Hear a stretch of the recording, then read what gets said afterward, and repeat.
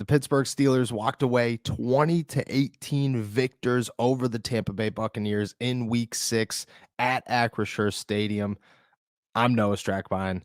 This is Steelers to Go, your daily to-go cup of Pittsburgh Steelers news and analysis. And today, we're going to dive into the three unsung heroes of the Steelers' Week 6 win over Tom Brady and the Bucs.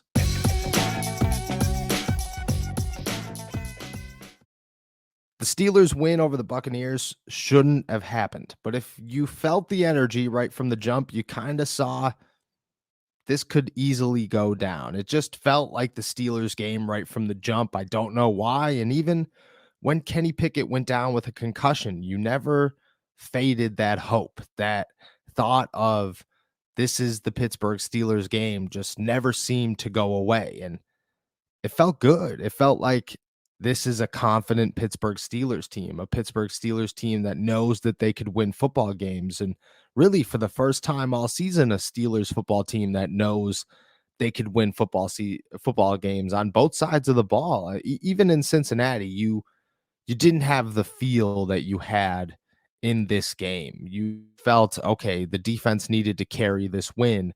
And this one, it was the Steelers were going to win this game. And I think that the injuries on defense put a big toll on that. They said, look, they don't have a secondary. TJ Watt is out. They can't win without TJ Watt. There's no running game. Deontay Johnson has drop issues. Kenny Pickett is a rookie. This team is the worst team in football. There were so many excuses of why this season was already over. And the Steelers looked at it and said, no, we're going to win this game. We're going to come out here. We're going to win this game. And they did. And right from the jump, as soon as Kenny Pickett got announced at Acrisure Stadium for the first time, you just felt they're going to win this game. This is their game to lose. Tom Brady doesn't even have a shot. Tom Brady can't keep up. As crazy as that sounds, Tom Brady, the greatest quarterback of all time, can't keep up. He can't keep up with James Pierre. He can't keep up with Arthur Millette. Mike Evans isn't going to have a game against Josh Jackson. It was crazy. It was crazy to feel. It was crazy to think. And it was crazy that it happened. But looking back, it needed to happen. And that's what we have to go all the way back to is Mike Tomlin on Tuesday talking about how injuries don't define a football team. Injuries happen, and time again, guys step up and come away heroes when they need to be heroes. That's what makes the NFL. That's how teams are formed. That's how great teams are formed. You don't get an opportunity in the NFL just because you're who you are. Kenny Pickett had to earn it. Najee Harris had to earn it. Mike Evans had to, or not Mike Evans, Mike Hilton had to earn it. Those guys don't just get handed greatness in the NFL. They have to prove themselves. The Steelers needed guys to prove themselves, and it didn't look like there were any. It came into this game, and your thought was the Steelers don't have unsung heroes. They don't have depth. They're just a team that is sharp on the surface and very dull on the back end. That changed. And that changed with a couple of names that stood up big time. And let's talk about those three names. Let's start, obviously, with Mitch Trubisky. He comes in for Kenny Pickett in the third quarter, a second half. Oh, gosh, this is a terrifying incident. The things are clicking, but the offense still easily needs to put together a drive and put some points on the board. There is no way this is easily a win. But you didn't feel like this was going to be a loss. At no point did Mitch Trubisky come in here and you think this is over. This isn't going to work out. You just thought they're still flowing, and Mitch seems to put this team on his back. You have to remember, Mitch is a captain, and he's a captain for a reason. And the way he played was better than he's played all season, better than the Steelers have seen him play since they've signed him. And I think that's because Kenny Pickett wasn't coming back in the game, and he knew that. He knew that he had to put this team on his back and win a football game, and there was no way that anybody was going to come in here and tell him he can no longer play. That's a toll. That takes a toll on a player. Think about it. This was the first time in Mitch Trubisky's career with the Pittsburgh Steelers that fans wanted him in the game, that fans were thankful for him as a quarterback. It was his first time at Acrisure Stadium where he didn't hear Kenny Pickett chants. It was his first time where there was no pressure. There was no pressure to be a starting quarterback. It was just go win this football game. Go be a good quarterback and win this football game. And you saw what he could do when there's no pressure. The problem with this is I called somebody after the game and I said, "Hey, you're a Steelers fan. You watched the game. What does Mitch need to do in order to make this a quarterback competition?"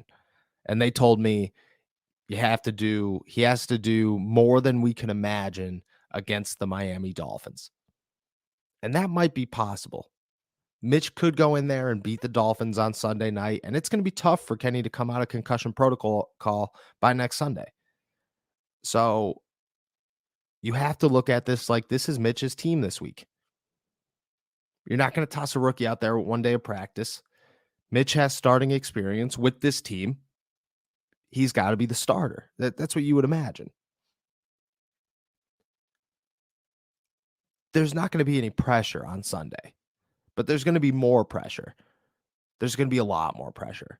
So I think one thing needs to be clear. While Mitch could go out there and do more than we could ever imagine, he can't win the starting quarterback job back.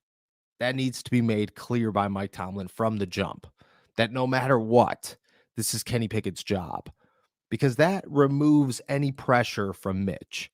And if you put Mitch in pressure, he's going to sink. We've seen that. He doesn't handle it well. He plays a little scared. He makes mistakes. He doesn't take risks or chances. He understands that at any moment his career is over. If you tell him from the jump, dude, you're not going to be back out there in Philadelphia, I think that's a much better opportunity for him to say, okay, well, I'm just going to go win this football game. That's fine. I'm going to keep one for my team. There can't be a quarterback controversy. There can't be this is the best option. It is the best option. Gutless Mitch is definitely the best option for the Pittsburgh Steelers. He's the best quarterback on the football field for the Pittsburgh Steelers. Gutless Mitch, a guy that has his back up against the wall with nothing behind him, nothing holding him back. Go out there and win a football game. If you don't win a football game, nobody cares, because either way, you're not the starting quarterback next week. Your expectations aren't to start. Your expectations aren't to win. Your expectations aren't to carry this football team. If he has those expectations, if he has that small of pressure, he could win a football game. He could win many football games. He could be the best quarterback Pittsburgh has seen this season. Easy. But it has to be made clear that his opportunity is limited to one game, and that after that, it's Kenny Pickett's job. Because on the flip side of that, you can't put Kenny Pickett in that situation. You didn't draft a first-round quarterback to tell him, okay, you're going to start 2 games. You're going to lose to the Buffalo Bills. You're going to start to beat the Tampa Bay Buccaneers. You're going to lead that team into the second half with the lead. And then Mitch is going to take the job back. You have to prove yourself again. Come on. You can't do that. You want to kill somebody's confidence? You want to create another Mitch Trubisky? You do that to Kenny Pickett. We all know that. This isn't about who the best option is for the Pittsburgh Steelers. This is about Kenny Pickett is your future. And if you don't want to screw up your future, you keep him in there as your starting quarterback. No doubt about it. Mitch is a hero, an unsung hero, the biggest hero of the game. Kenny Pickett's your starting quarterback moving forward, no matter what, as soon as he's healthy. And I don't think he's going to be healthy in Miami, but as soon as he's healthy after that, he's your starting quarterback. End of conversation. The second guy, I guess it's 2 guys, Josh Jackson and James Pierre. My gosh. You talk about underdogs, quote unquote, getting a bone. And I got a quote here from Arthur Millette that sums this up perfectly. I talked to him after the game, and I talked to Josh Jackson too, and he said he fed into that all week, the underdog role all week long. And he saw one article about how, Tampa Bay's on upset alert. And he was like, yeah, we're going to be that upset. Loved it. I loved every second of it, because that underdog mentality, that go ahead, everybody doubt me, I'm going to prove you wrong mentality, is what makes greatness in the NFL. Arthur Millette saw it coming. He definitely saw it coming. He told them before the game, every underdog gets their bone. I love it. Here's a quote from Arthur Millette. James and Josh stepping up in the starting lineup. What'd you see out of those guys today? They played great football today, man. Technique sound, playing within the defense. And, they took ownership of not having no drop-off when guys getting hurt, and that's all we can ask for. Did you see, they were underdogs, and I talked to Josh after the game, and he was like, yeah, I kind of fed into that all week. Did you see that out of them? Like, they had a little bit of man. I've been joking with the media. I said the underdog always get their bone, man. You know what I'm saying? So they had their opportunity, and that's one thing before we broke out and walked out the tunnel, man. That's what we said. You're going to get your opportunity. Everybody wants it. What you going to do with it? And they played well today. What those two did, and I know that you look at the stat book and Brady had 200 and some yards, and, Chris Godwin had 95 yards and 6 receptions, but Mike Evans, an 8-year 1,000-yard receiver, had 4 receptions for 42 yards. Leonard Fournette was the only touchdown that Tom Brady threw. It was a great game by James Pierre and Josh Jackson. Those two stepped up big time. They said, hey, look, we're staring the greatest quarterback of all time in the face, 2 extremely talented wide receivers, plus a handful of other receivers that have amazing talent, and we're not going to let them do almost anything. Chris Godwin had 95 yards. Most of that came over the middle, and he averaged nearly 16 yards a reception. I don't know. Something about those two just said, Look at, we are the underdogs that the Steelers need. Every team, like the Mike Hilton, anybody you could think of, the James Harrison, the guys that come in here and nobody even realizes who they are. People are trying to talk about, oh, well, it's already over before it starts, blah, blah, blah, blah, blah. You can't win a game with James Pierre. You can't win a game with Josh Jackson. Josh Jackson just got called up yesterday. There's no way he's going to pull this off. And then they come through and do that. 243 yards by Tom Brady, an 87.8 passer rating. Nearly only completed half of his passes. It's a great game by the Steelers. Great game by their backup cornerbacks. One that you could build off of, because you have to imagine Ahkello Witherspoon has already missed weeks with a hamstring injury. You'd imagine Cam Sutton is also going to miss weeks with a hamstring injury. Levi Wallace might return this week, but you need those 3 guys. And those 3 guys this week were Josh Jackson, James Pierre, and Quincy Wilson. And next week, if they're Levi Wallace, James Pierre, Josh Jackson, and Quincy Wilson, you have faith in them. As crazy as it sounds, you have faith in them. And for a guy like James Pierre especially, who I know left with the stinger, and he's got to be healthy by Miami. But when you're facing a guy like Tyreek Hill, you can't put Levi Wallace out there on Tyreek Hill. That can't happen. He'd get burned every single time. So you have to put James Pierre out there. You have to say, James, look I get this is your redemption shot. This is your second game to prove yourself here. You got Tyreek Hill, man. Go make the most of it. And if he could do this against Mike Evans and Chris Godwin, what's going to stop him from doing it against Tyreek Hill? I don't know. The Steelers needed their corners to step up more than anybody this week. And they did. Huge. Absolutely huge game. One that you could carry on. I truly believe it's one that you could carry on with and say, hey, this is enough momentum to carry into next week and possibly the week after. And as long as they need them to carry on, because they're dealing with so much adversity. The third one's Steven Sims.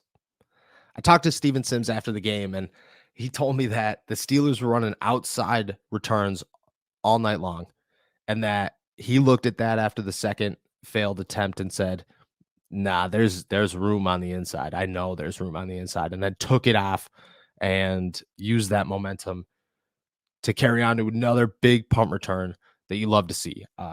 Check it out. How good did it feel to get those two, especially the first one on the kick return? Man, it felt good. It's been a minute since I really got to just be on the field returning kicks. and it just felt good. I knew it brought a lot of energy. The whole team was hyped. You know, those are the kind of plays we need. You know, that they bring light to the team, bring a lot of energy, get everybody going. No matter how they feeling, juice. It brings juice. You know, and that's just all I want to do. Did you see that coming? There was a couple short ones before that, but you know, it kind of looked like maybe we were running outside returns, and I saw inside. I felt inside would be a good return. So the next one, I kind of just hit it myself. I just hit up inside and made a little move, and I hit it. Dean caught me, but Dean's fast as hell. yeah, I can't blame him there. And then on the second one, when you get the first one, does that momentum just there, or it's just anytime I touch the ball? It don't go away. Like I always feel like I'm a big play person, regardless. So, you know, once I do make a big play, now I feel like they're going to start rolling. Mm-hmm. And it happened. You know, it happened twice today. I had some good returns. Got to keep going, though. It's just 1 week. We won. On to the next. What I love about Steven Sims is the dude walks into the locker room with big sunglasses on, and, you know, he's got so much swagger. People compare him to AB, and you kind of get an AB vibe, like, you know, maybe not talent-wise or anything like that, but more swag. You know, the dude just understands that he's a big play waiting to happen. And I love that he says things like that. Like, I got big play in me all the time. I know when I touch the football, big things could happen. I love a guy like that. I love a guy that's confident in that. I also love a guy that proves it. And he's proved it all off season. He looked at this summer and said, this is my opportunity to get back onto an NFL roster. He did that. Now he's looking at it like, this is my opportunity to make a name for myself in Pittsburgh and make this my job for the rest of the season. And he's doing that. Huge for the Pittsburgh Steelers, huge for Steven Sims, something to build off of. You burst out an 89-yard kick return. That's something that the Steelers could build off of. That's something that the Steelers, if that happens 4 times this season, those 4 times are touchdowns most of the time. I guess 3 should be touchdowns because 1 ended in a field goal, but you have to imagine that the offense clicks a little bit more each week. Steven Sims is a guy that, I mean, you just got to love. You got to love this story. You got to love the dark visor. You got to love the big sunglasses. You got to love the swag. You got to love the confidence. You got to love the fact that he knows how to do this, and he's not just going to sit around and listen to everybody and fail, but he's going to use his experience and say, I know how to make things happen, and I'm going to go make things happen. I don't know. Steven Sims is a guy that Steelers fans should be excited for because it just finally feels like Ray McLeod, you felt it for a little while, but it never panned out. Steven Sims is a guy that you got that feel like this could be big. This could be big. This could be a great year. This isn't a fluke. This is a guy with enough swag, enough confidence, enough momentum, enough playmaking ability to really, truly be that big play guy that the Steelers need on special teams. Danny Smith's got to love it. The Steelers got to love it. And Steven Sims is easily that third underdog hero for the Pittsburgh Steelers.